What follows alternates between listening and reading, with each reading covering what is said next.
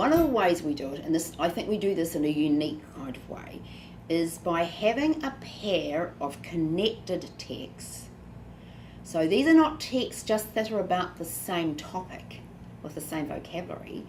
These are unique because there are overarching and overlapping ideas in these books.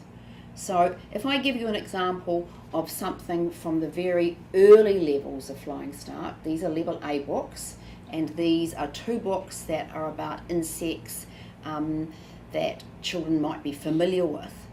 And one of the things that we know that's really challenging, particularly when we're using material at this lower level, is what to talk about.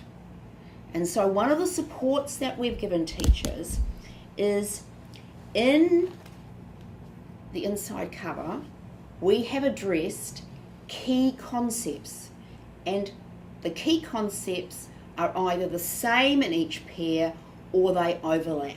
So big ideas about where insects live. For example, one of the key concepts that you could get children to talk about was that some animals live in our garden, or insects live in our garden, and why would they live in our garden, and what insects wouldn't, or what animals wouldn't live in our garden. So at the very early level, we're not just working at the Bloom's earliest level. We think in Bloom's taxonomy, we're not working just at the remembering level, just recalling what we've read. We're thinking about the whole concepts of insects and us. So there's opportunities to talk about why we like having insects in our garden and why we might not like having insects in our garden. So all the way through our material, not precluding teachers' thinking and students' thinking, we've made some suggestions about some higher level thinking that the students might do. If I go to this pair of books about Arnold Saves the Day and the right tools for the job, big ideas about, I'll read from the book, from the inside cover, animals have the right body parts to get the food they need. And you think of the big idea around that whole adaptation to your environment. And this same concept, in this very engaging story about Arnold, appears in a narrative form.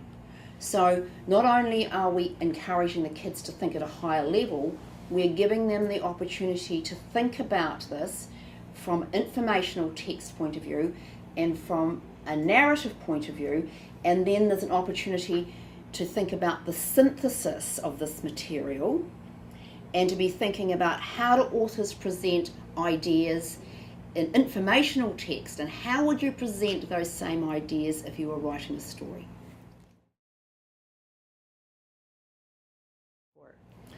Well, in our lesson plans, one of the things, this is the overview of the lesson plan, but inside the lesson plan is the support around the 2 texts.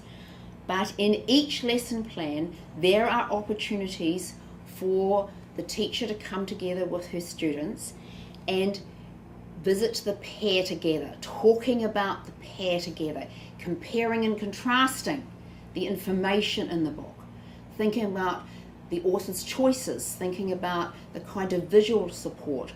So this important part here, opportunities for kids to be talking and thinking, but from a perspective of 2 highly connected, engaging texts.